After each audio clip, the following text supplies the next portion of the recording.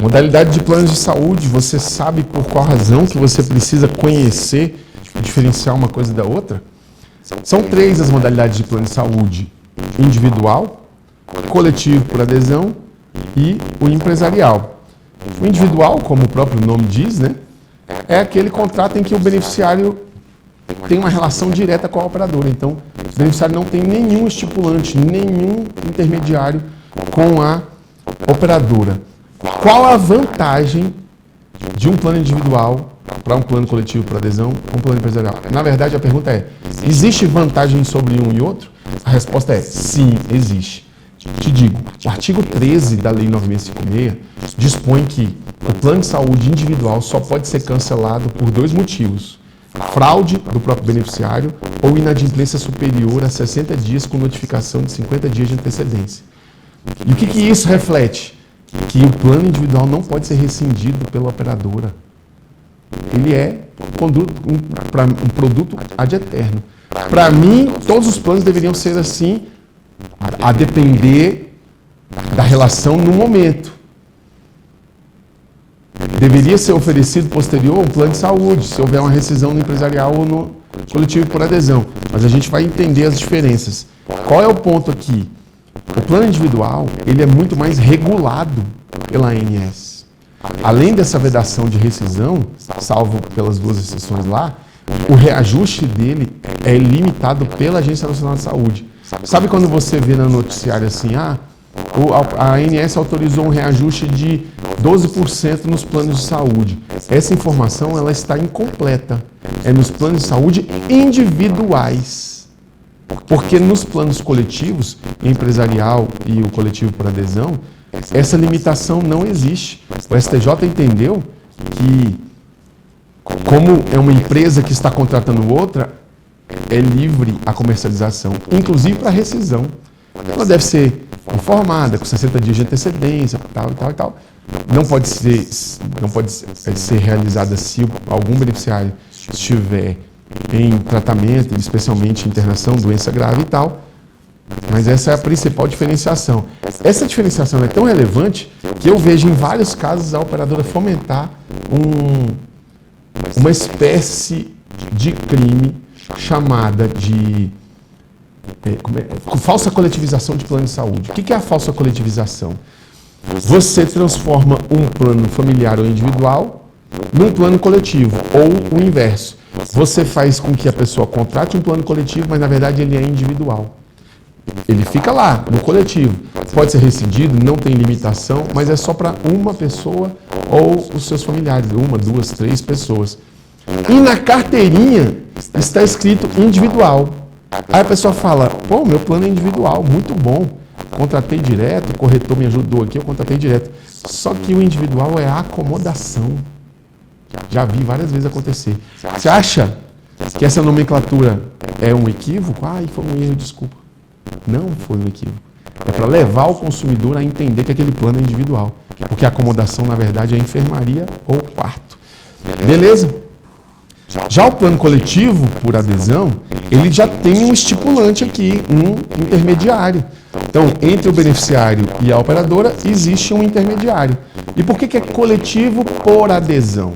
Aqui eu só consigo te explicar dando um exemplo. Eu sou advogado. E a OAB, e existem outras associações, oferecem planos de saúde para pessoas que são legítimas para gozar daquela cobertura de plano de saúde.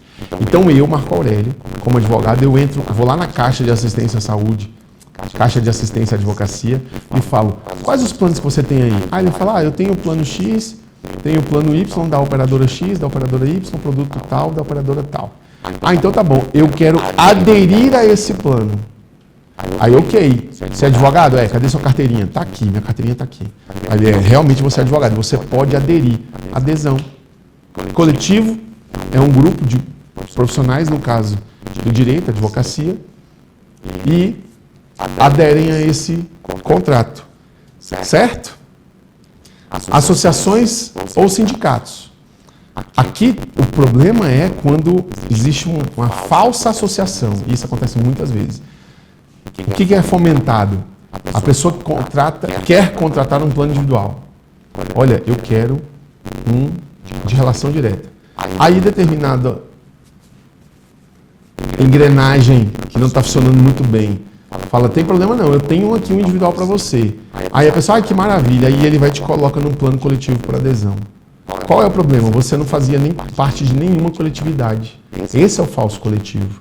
Então ele fala o seguinte, assina esse documento aqui, que eu vou resolver esse negócio. Aí a pessoa adere a uma associação. Associação dos Vendedores de Porta em Porta do Brasil. Estou dando um exemplo só. Estou dizendo que essa associação existe, é um exemplo hipotético, obviamente. A partir dali, ele pode gozar da cobertura que está sendo oferecida de produto para aquela associação, entende? Por isso que é falso coletivo. E, por fim, o plano empresarial. Sabe quando você é contratado por uma empresa, você vai fazer, na verdade, antes de ser contratado, aí você vai passar por uma entrevista de emprego e fala, olha, aqui você vai ganhar R$2.000, você vai ganhar vale alimentação, vale transporte, e a gente tem plano de saúde. A pessoa pensa 2, 3 vezes se ela vai aceitar ou não. Plano de saúde virou um sonho de aquisição do brasileiro. É natural, todo mundo quer ter saúde. E a empresa sabe disso, ela oferece para o seu colaborador, seu empregado, fala, olha, quando você estiver aqui na empresa, fique tranquila. Se seu filho precisar de uma demanda de saúde, a gente tem assistência à saúde, está sendo oferecida, ele vai poder buscar o atendimento lá. Quando eu falei do artigo 13 da 9656, da lei 9656, que fala sobre o plano individual, essa mesma lei, no artigo 30, ela regula como vai ser a rescisão nos planos empresariais. Diz que se a pessoa estiver empregada, ela tem o direito de permanecer por no mínimo 6 meses, no máximo 2 anos, tem toda uma regra. Mas o que é importante a gente entender é que é um plano muito utilizado no Brasil, crescente e de extrema importância. Entendeu a diferenciação? O que é um e o que é outro? A partir de agora, quando você olhar a carteirinha, você vai olhar e falar, esse plano é coletivo ou é individual? Pode ser rescindido? Não pode. É individual, foi rescindido. Fraude ou inadimplência? Não, por que quis? É ilegal. Você fazendo essa diferenciação, você já consegue muita coisa, beleza? Próxima aula, a gente continua na parte 1, introdução geral. A gente vai falar sobre segmentação de plano de saúde. Você sabe diferenciar a modalidade de segmentação? É isso que a gente vai ver na próxima aula. Até lá, um abraço.